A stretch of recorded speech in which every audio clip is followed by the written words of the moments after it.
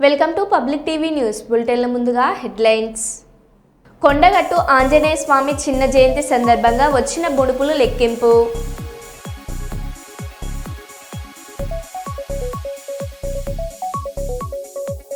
తెలంగాణ బొగ్గు గని కార్మిక సంఘం ఆధ్వర్యంలో GDK2 ఇంక్లైన్ గని మేనేజర్ వినతి పత్రం.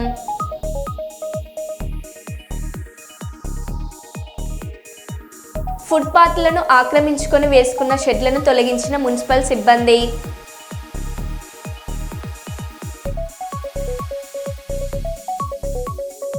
కరీంనగర్ జిల్లా కలెక్టర్కు చెప్పుకుందామని వచ్చిన వృద్ధ దంపతులు.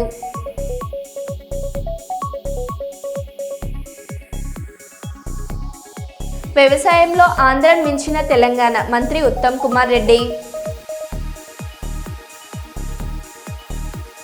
ప్రధాని మోదీతో అమెరికా ఉపాధ్యక్షుడు JD వాన్స్ కుటుంబంతో కలిసి భేటీ.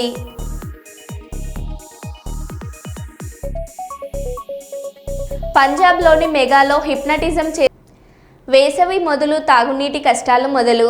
మైబాద్ జిల్లా నెల్లికుదురు మండలం మునిగల గ్రామంలో గత 10 రోజుల నుండి మంచినీరు రాకపోవడంతో రోడ్డెక్కేసిన గ్రామస్తులు. భారీగా ట్రాఫిక్ జామ్. ధర్నా ప్రాంతానికి చేరుకొని గ్రామస్తులను రోడ్డు పక్కకు తోసేసిన పోలీసులు.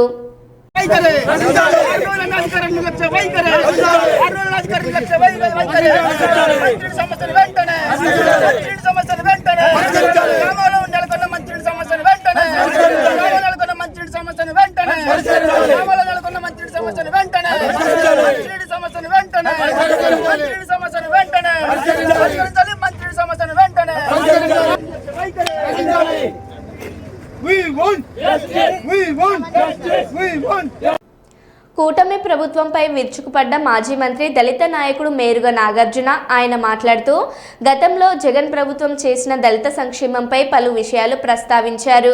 రాబోయే రోజుల్లో మనం జగనన్నను సీఎంగా చేసుకునేందుకు మనమంతా ఒకటవుదాం. మన ఎస్సీల జీవితాలు మార్చడానికి జగనన్న తీసుకొచ్చిన సంస్కరణలు రాబోయే రోజుల్లో మనం జగనన్నను సీఎంగా చేసుకునేందుకు మనమంతా ఒక్కటవుదాం. మన ఎస్సీల జీవితాలు మార్చడానికి జగనన్న తీసుకొచ్చిన సంస్కరణలు ఎవరు మర్చిపోరు. రాష్ట్రంలో దళిత సోదరులపై జరుగుతున్న దాడులు, అరాచకాలు ఒకటా రెండా అనేకం. శ్రీకాకుళం నుంచి చిత్తూరు వరకు ప్రతి చోట ఇవే ఘటనలు. రాష్ట్రంలో చదువుల విప్లవం తీసుకొచ్చింది మన జగనన్న ప్రభుత్వం. చంద్రబాబు హయాంలో దళితులపై దేశంలోనే అత్యధికంగా దాడులు జరిగాయని NCRB రిపోర్టర్ స్పష్టం చేసింది. సమావేశంలో మనమందరం కూడా ఒకే ఒక నినాదం, మన నినాదం ఏంటంటే పేదల యొక్క ప్రభుత్వాన్ని మళ్ళీ తీసుకురావాలి. మన పేదల పెన్నిదైనటువంటి జగన్మోహన్ రెడ్డి గారిని ముఖ్యమంత్రిగా చేసుకోవాలనేటువంటి ఏకైక ధ్యేయంతో మనం అందరం కూడా ఉన్నందుకు మరోసారి మిమ్మల్ని అందరినీ కూడా నేను అప్రిషియేట్ చేస్తున్నాను. జూలై 3 నుంచి ప్రారంభం కానున్న అమర్నాథ్ యాత్రకు జమ్మూ కాశ్మీర్ కేంద్ర ప్రభుత్వాలు ఏర్పాట్లను ప్రారంభించారు.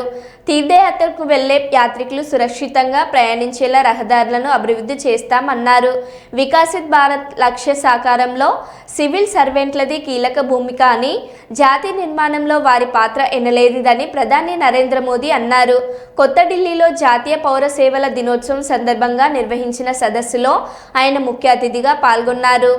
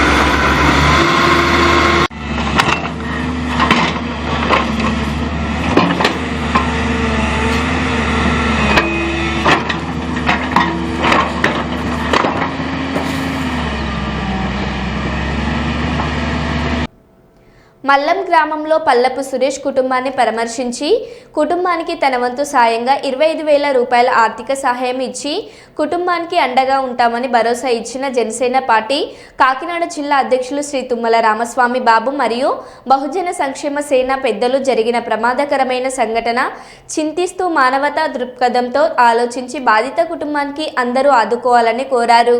అదేవిధంగా జరిగిన ప్రమాద బాధిత కుటుంబానికి చెందవలసిన సహకారం అందించారు.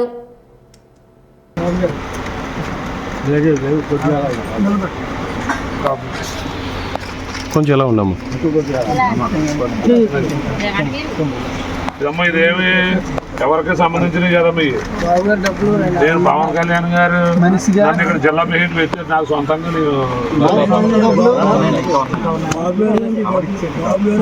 ఏమ్మా మళ్ళీ చెక్ కొత్తగా ఏమనుకోకమ్మా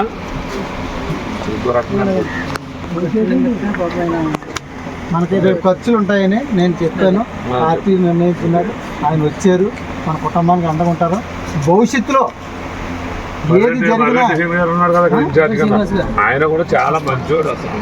మొన్న వాళ్ళ అబ్బాయి పెళ్ళి అయింది, రాకూడదు రాలేదు, పెళ్ళైన ఇంటికి అందువల్ల ఆయన ఆగారు. ఆయన కూడా చెప్పమన్నారు, ఖచ్చితంగా ఆయన పరుస్తారు. మీకు పార్టీ పరంగా పవన్ కళ్యాణ్ గారు జరుగుతున్నారు, బాబు గారు జరుగుతున్నారు, ఏ న్యాయం కావాలా చేయడానికి ఎవ్వరు ఏం చెప్పినా మీరు నమ్మకండి. తుమ్మల బాబు గారు, మర్రెడ్డి శ్రీనివాస్ గారు మీకు ఎనీ టైం కుటుంబానికి అండగా ఉంటారు.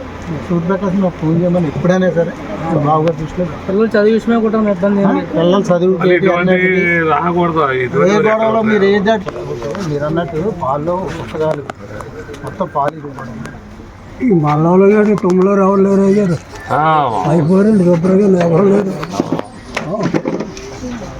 తుమ్మల రాము గారు, తీరామూర్తి గారు ఎవరు లేరు. నాన్నబాబు గారు అలా ఎవరు లేరు కదా, లేరండి. ఇంట్లో చేసినా కూడా హైదరాబాద్ హఫీజ్పేటలో మైలవరం టీడీపీ ఎమ్మెల్యే వసంత కృష్ణ ప్రసాద్కు చెందిన కార్యాలయాన్ని హైడ్రా కూల్చివేసిన విషయం తెలిసిందే. అయితే హైడ్రా నిర్ణయాన్ని సిపిఐ నేత నారాయణ స్వాగతించారు. వసంత కృష్ణ ప్రసాద్ 1000 కోట్లు విలువ చేసే భూమిని ఆక్రమించారు. అందులో ప్లాట్లు నిర్మించి అమ్మేశాడు. ఆ సమయంలో రెవెన్యూ అధికారులు అడ్డుకోలేదు. అప్పుడు విధుల్లో ఉన్న ఐఏఎస్తో సహా రెవెన్యూ అధికారులందరినీ అరెస్టు చేయాలని నారాయణ డిమాండ్ చేశారు. ఎటుపట్టి అటు మేనేజ్ చేసుకున్నారు. 39 ఎకరాలు చాలా వాల్యుబుల్ ల్యాండ్. దీని రకరకాల పద్ధతుల్లో అప్పుడున్నటువంటి కలెక్టర్ కానీ ఆర్డీఓ కానీ వీళ్ళందరూ కూడా తారుమారు చేసి దీనంతా మార్చేశారు. మన వసంత కృష్ణ ప్రసాద్ అతను ఒకప్పుడు టీడీపీలో యాక్టివ్ ఉన్నాడు, తర్వాత వైసీపీలో ఎమ్మెల్యే ఉన్నాడు, తర్వాత మన టీడీపీకి ఎమ్మెల్యే ఉన్నాడు. ఈ ల్యాండ్ గ్రాప్ చేయడంలో చాలా నెంబర్ 1 అతను మొత్తం మేనేజ్ చేసుకున్నాడు. దీన్ని దాదాపు 1000 కోట్ల రూపాయల ప్రాపర్టీ. ఇప్పటికే 4 ఎకరాలలో ఇండ్లు కట్టి అమ్మేశాడు, విల్లాస్ కట్టి అమ్మేశాడు. ఇప్పుడు మిగిలిన దాదాపు 20 ఎకరాలకు మిగిలింది. ఇవి కూడా మొత్తం ప్లాన్ చేసుకుంటున్నాడు. ఈ విధంగా అన్యాకృతం అయిపోతే ఇంకా ప్రభుత్వం ఉండే లాభం. నేను కోరేది ఏంటంటే 20-25 ఏళ్లుగా అతను ఇల్లు కట్టుకుని అమ్ముకుంటుంటే దీన్ని ఆక్యుపై చేసుకుంటే అది ఆర్ఐ ఏం చేశాడు, ఎంఆర్ఓ ఏం చేశాడు, ఆర్డీఓ ఏం చేశాడు, కలెక్టర్ ఏం చేశాడు, ఆ టైంలో పనిచేసే రెవెన్యూ వాళ్ళందరినీ అరెస్ట్ చేయాలి, ఇంక్లూడింగ్ ఐఏఎస్ ఆఫీసర్ కలెక్టర్స్. అప్పుడు కానీ బుద్ధి రాదు వీళ్ళకి. వాళ్ళ వల్ల వాళ్ళు రికార్డ్స్ మొత్తం తారుమారు చేసి బకెట్ బంద్ చేసి పంపించేసి వెళ్ళిపోయారు. అందువల్ల ఆ సమయంలో ఎవరైతే కలెక్టర్గా ఉన్నారు, ఆర్డీఓ ఉన్నారు, ఎంఆర్ఓ ఉన్నారు, వాళ్ళపైన తగిన చర్య తీసుకునే విషయం నేను కోరుతా ఉన్నాను. ఇప్పుడు హైదరాబాద్ ఒక డిసిషన్ తీసుకున్నారు, నేను సపోర్ట్ చేస్తాను. ఇలాంటి భూమిని అన్యాకృతమైన భూమిని లాక్కోకపోతే అది ప్రజల చేతిలో ఉండాలి, లేదంటే గవర్నమెంట్ చేతిలో ఉండాలి. అంతేకాని ల్యాండ్ గ్రాబర్ చేతిలో ఉంటే ఎట్లా కుదురుతుంది? 1000 కోట్ల రూపాయల ఆస్తి అందులో హైడ్రా చేస్తే కరెక్టే, దానికి అవసరమైతే చర్యలు తీసుకోవాలి. సుప్రీంకోర్టు దాకా పోవాల్సి వస్తుంది, పకడ్బందీ చేసుకోవాలి, గత ఆఫీసర్ చర్యలు తీసుకోవాలి. ఎప్పుడైతే ఎవరైతే సంతకాలు పెట్టారో వాళ్ళందరిపైన కఠిన చర్యలు తీసుకోమని మేము కోరుతా ఉన్నాం. హైడ్రా తీసుకున్న డెసిషన్ సిపిఐ. వికసిత్ భారత్ లక్ష్య సహకారంలో సివిల్ సర్వెంట్లది కీలక భూమిక అని, జాతి నిర్మాణంలో వారి పాత్ర ఎనలేనిదని ప్రధాని నరేంద్ర మోదీ అన్నారు. కొత్త ఢిల్లీలో జాతీయ పౌర సేవల దినోత్సవం సందర్భంగా నిర్వహించిన సదస్సులో ఆయన ముఖ్య అతిథిగా పాల్గొన్నారు.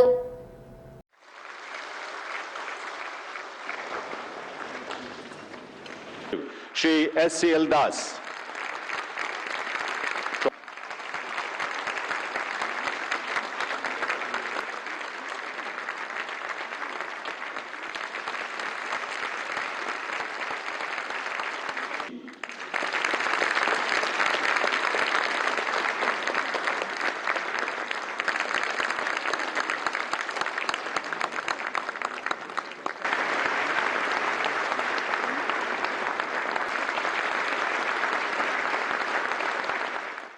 इस साल हम अपने संविधान का 75वां वर्ष मना रहे हैं और ये सरदार वल्लभ भाई पटेल जी की 150वीं जयंती का भी साल है। 21 अप्रैल 1947 को सरदार वल्लभ भाई पटेल ने आप सभी को स्टील फ्रेम ऑफ इंडिया कहा था।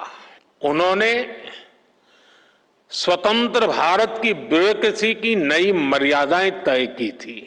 आज भारत की एस्पिरेशनल सोसाइटी, भारत के युवा, भारत के किसान, भारत की महिलाएं, उनके सपनों की उड़ान आज जिस ऊंचाई पर है वो वाकई अभूतपूर्व है।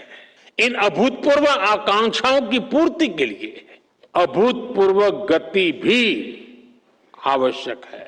आने वाले वर्षों में भारत कितने ही बड़े बड़े पड़ावों से गुजरेगा। एनर्जी सिक्योरिटी से जुड़े लक्ष्य, क्लीन एनर्जी से जुड़े लक्ष्य, स्पोर्ट्स से लेकर के स्पेस को लेकर, यानी ऐसे अनेक नए लक्ष्य हर सेक्टर में देश का परचम और नई ऊंचाइयों पर लहराना है। బీఆర్ఎస్ పై కాంగ్రెస్ ఎంపీ చామల కిరణ్ కుమార్ రెడ్డి విమర్శలు గుప్పించారు. టీఆర్ఎస్ పార్టీని బీఆర్ఎస్ గా మార్చి రజోత్సవాలు జరపడం సిగ్గుచేటని అన్నారు.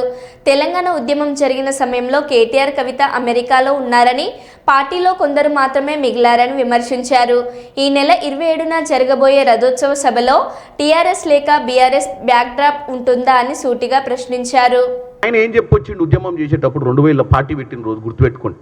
ఆ పార్టీలో ఆ రోజు ఈరోజు కల్లం యాదగిరెడ్డి గారు లేరు, సత్యనారాయణ గారు లేరు. 5 సభ్యులతో మొదలైన పార్టీలో మీ నాయన ఒక్కడే ఉండు, ఆయన 5 కొడుకులు తప్ప ఇంకెవడు బతకలే ఈ పార్టీలో. టైగర్ నరేంద్ర లేడు. నిన్న మొన్న మా పార్టీలో విజయశాంతి గారికి ఎమ్మెల్సీ, ఆమె కూడా లేదు మీ పార్టీలో. ఎవరుర్రా మీ పార్టీలో? తుపాకి రాముడు, రబ్బర్ చెప్పుల హరీషు, లిక్కర్ కవిత, హ్యాపీ రావు, నువ్వు మీ నాయన అంటే 5 ఉన్నది ఎవరు? పార్టీ ఆవిర్భావం చెందిన రోజు ఉన్నటువంటి 5 నాయకులు ఎక్కడుర్రు, వాళ్ళ కుటుంబ సభ్యులు ఎక్కడుర్రు, వాళ్ళ పరిస్థితి ఏంది? ఈరోజు టీఆర్ఎస్ పేరు మార్చి బీఆర్ఎస్ పెట్టుకొని రథోత్సవాలు చేయడం సిగ్గు శరం ఉండాలి మనకు. తిరుమల తిరుపతి వెంకన్న బాబు, అసలు ఏమి జరుగుతుంది నీ సమక్షంలో? ఏమిటి ఇదంతా? వెంకటేశ్వర స్వామి గమనిస్తున్నావా నాయనా? గోవిందా గోవిందా గోవిందా. తిరుమల కళ్యాణ కట్టలో గుండు చేయాలంటే 100 కట్టాల్సిందేనా? తిరుమలలో తలనీలాలు తీయడానికి ఓ మహిళా ఉద్యోగి 100 రూపాయలు అడుగుతున్న వీడియో ఓ వ్యక్తి సోషల్ మీడియాలో పోస్టు చేశాడు. ఇలాంటి వాళ్ళ మీద ఎలాంటి చర్యలు తీసుకోరా అంటూ నేటిజన్లు కామెంట్ చేస్తున్నారు. తిరుమల తిరుపతి దేవస్థానం అధికారులారా, పర్యవేక్షకులారా, దయచేసి దీనిపై వాస్తవాన్ని పరిశీలించి దోషులను కఠినంగా శిక్షించాలని BR9 టీవీ కోరుతుంది.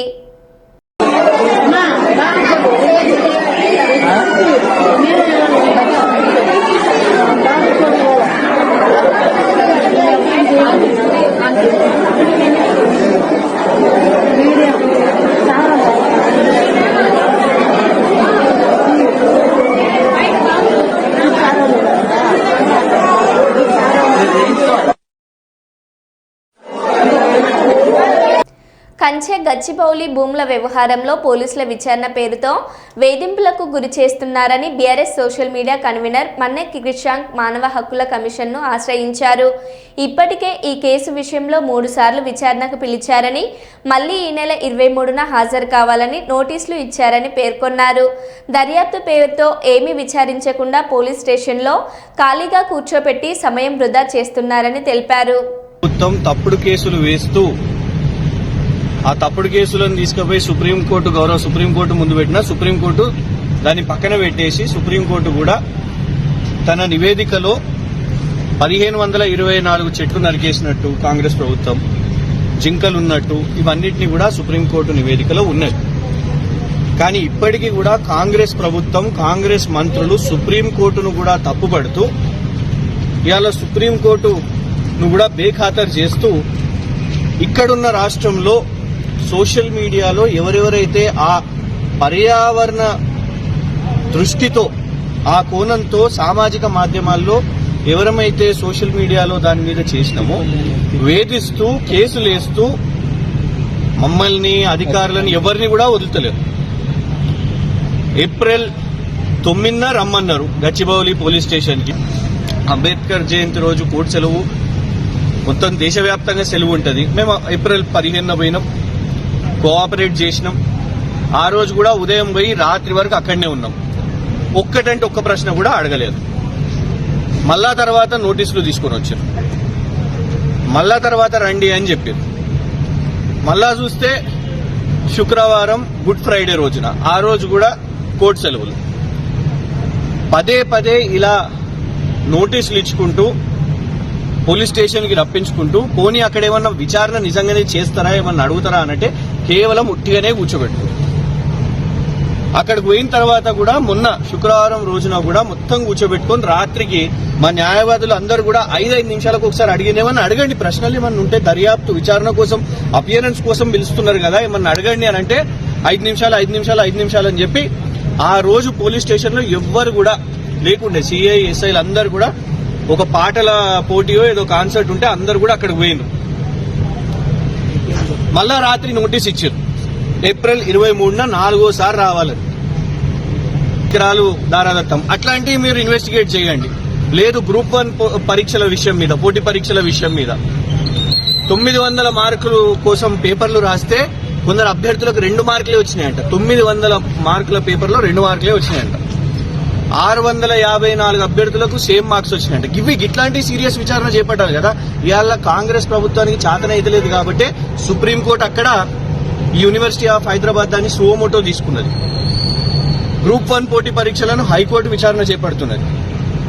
ఇలా పదే పదే మీరు సోషల్ మీడియా వాళ్ళు ఏం పెడుతున్నారు అని ఈ విచారణ చేస్తున్నారు. కాబట్టి ఇక ఆల్టర్నేట్ గా మా న్యాయవాదులు అందరూ కూడా మాకు ఇవాళ కాంగ్రెస్ ప్రభుత్వం ఎంబడబడ్డది. పోలీసు వాళ్లకు పోలీసులుగా కాకుండా కాంగ్రెస్ కార్యకర్తలుగా పనిచేస్తున్నారు. ఈ 4 కేసుల్లో కూడా ఫిర్యాదుదారులు ఎవరు? కాంగ్రెస్ నాయకులే. ఎన్ఎస్యుఐ అతను, కాంగ్రెస్ సోషల్ మీడియా ఇన్ఛార్జు, వాళ్ళు కంప్లైంట్ పెట్టి ఇక పోలీసు వాళ్ళని రాష్ట్రంలో ఏ పని చేయకండి, మీరు రైతుల గురించి ఆలోచించకండి, యువత గురించి అసలు ఈ 3 సార్లు వాళ్ళు చేసింది ఏంది? సీసీటీవీ ఫుటేజ్లు తెచ్చుకోండి.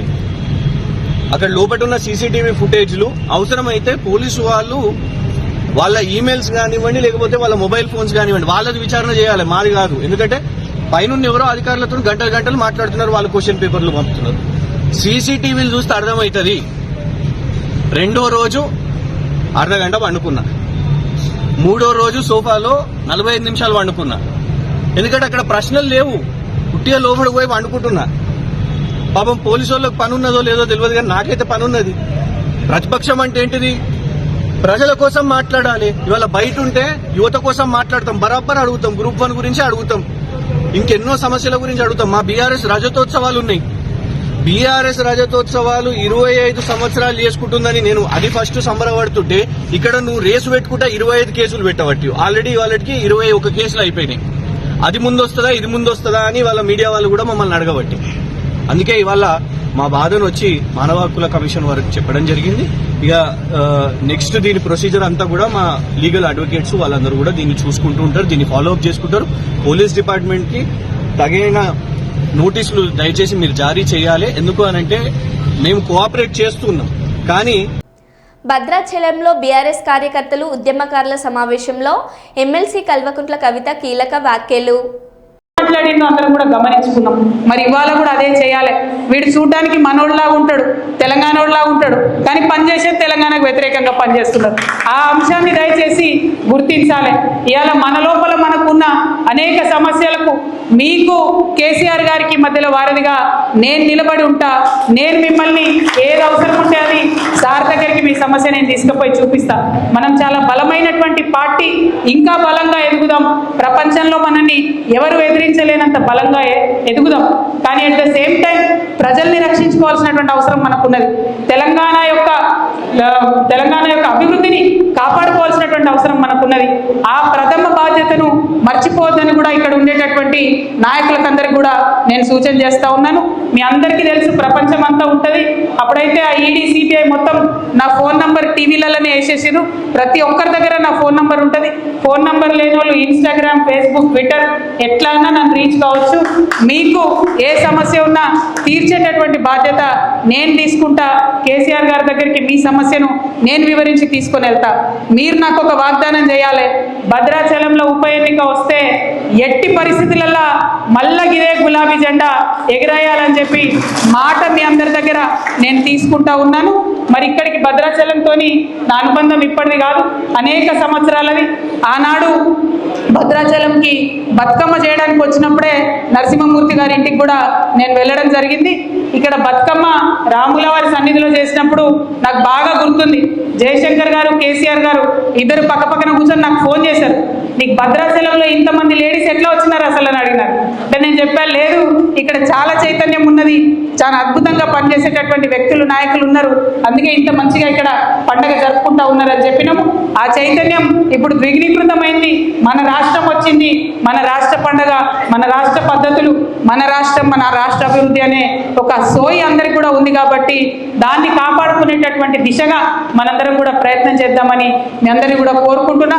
అనేక మంది అనేక రకాలుగా ఉద్యమంలో పాల్గొన్నాం. ఆ స్ఫూర్తిని మాత్రం విడిచిపెట్టొద్దని చెప్పి ఒక సోదరిగా ఏదేమైనా మీకు అండగా నేను నిలబడతానని చెప్పి మీ అందరికి కూడా మళ్ళీ మనవి చేసుకుంటూ, మరి కార్యక్రమాన్ని ఇంత సమన్వయంతో నిర్వహించడానికి దోహదపడ్డట్టు మన దిండిగాల రాజేంద్ర అన్నకు మళ్ళీ ఒకసారి ప్రత్యేకంగా నమస్కారాలు, తమ్ముడు హుసేన్కి మళ్ళీ ఒకసారి ప్రత్యేకంగా నమస్కారాలు తెలియజేస్తూ మీ అందరి దగ్గర కూడా నేను సెలవు తీసుకుంటున్నాను. Thank you. జై తెలంగాణ, జై కేసీఆర్, జై తెలంగాణ.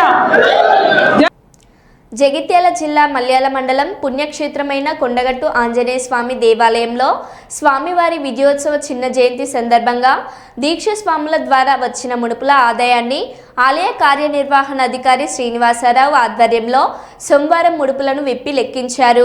ఈ సందర్భంగా దేవాదాయ శాఖ అధికారుల మధ్య స్వచ్ఛంద సేవా సమితి వారు ముడుపులు లెక్కింపగా సుమారు 1,65,000 రూపాయల ఆదాయం సమకూరినట్లు ఆలయ ఈవో శ్రీనివాసరావు తెలిపారు.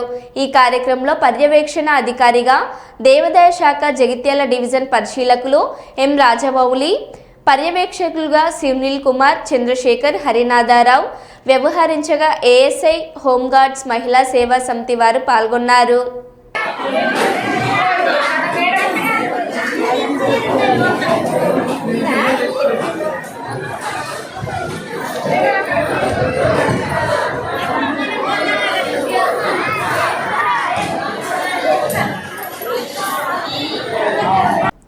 కర్నూలు రేంజ్ పోలీసులకు క్రీడా పోటీలు. క్రీడల్లో ఉత్తమ ప్రతిభ కనబర్చిన పోలీసులను రాష్ట్ర స్థాయి క్రీడా పోటీలకు ఎంపిక చేసేందుకు ఈ క్రీడా పోటీలను ప్రారంభించిన AR additional SP Shri Krishnamohan త్వరలో ఆంధ్రప్రదేశ్ రాష్ట్ర స్థాయి పోలీస్ క్రీడా పోటీలు జరగనున్నాయి. ఆయా రేంజ్ల నుండి క్రీడల్లో ఉత్తమ ప్రతిభ కనబర్చిన పోలీసులను రాష్ట్ర స్థాయి క్రీడా పోటీలకు ఎంపిక చేయనున్నారు. Kurnool range DIG doctor Sri Koya Praveen IPS, జిల్లా ఎస్పీ శ్రీ విక్రాంత్ పాటిల్ ఐపీఎస్ల ఆధ్వర్యంలో ఈ క్రీడల పోటీలలో పాల్గొనడానికి ఆసక్తి ఉన్న పోలీస్ సిబ్బందికి అవకాశం కల్పించారు.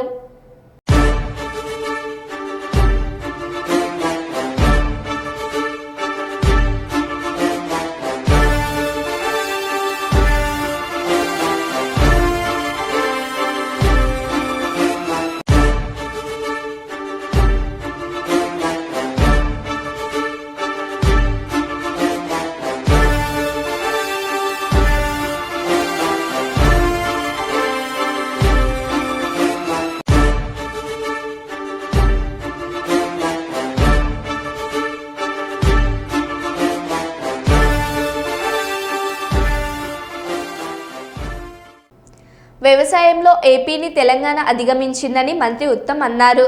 స్వతంత్ర భారతంలో ఏ రాష్ట్రంలో లేని విధంగా తెలంగాణలో వరిధాన్యం పండిందని చెప్పారు. కాళేశ్వరం నిరుపయోగంగా ఉన్న ఖరీఫ్లో 153 లక్షల మెట్రిక్ టన్నులు, యాసంగిలో 127 లక్షల మెట్రిక్ టన్నుల వరిధాన్యం పండిందని తెలిపారు. రాష్ట్రాన్ని తాకట్టు పెట్టి 1,00,000 కోట్లు అప్పు తెచ్చి కాళేశ్వరం నిర్మించారని, ఆ ప్రాజెక్టు 3 ఏళ్లకే కూలిపోయిందని ఘాటు వ్యాఖ్యలు చేశారు. నాయకత్వంలో తెలంగాణ రాష్ట్రంలో వానాకాలం పంటలు కాళేశ్వరం ప్రాజెక్టు కూలిపోయి ఉండగా 66.7 లక్షల ఎకరాల్లో రికార్డు స్థాయిలో 153.5 లక్షల మెట్రిక్ టన్నులు వరిధాన్యం పండించిన విషయం ఆ ఘనత మీకే దక్కిందని చెప్పి నేను మనం చేస్తున్నా. స్వతంత్ర భారతదేశంలో ఏ పంటలో కూడా, ఏ రాష్ట్రంలో కూడా, ఉమ్మడి ఆంధ్రప్రదేశ్లో కూడా, తెలంగాణలో కూడా అంత పంట పండలేదని చెప్పి నేను మనం చేస్తున్నా. ఇది కాళేశ్వరం ప్రాజెక్టు కూలిపోయి ఉండగా వానాకాలంలో 153.5 లక్షల మెట్రిక్ టన్నులు పండితే ఇప్పుడు యాసంగి పంటలో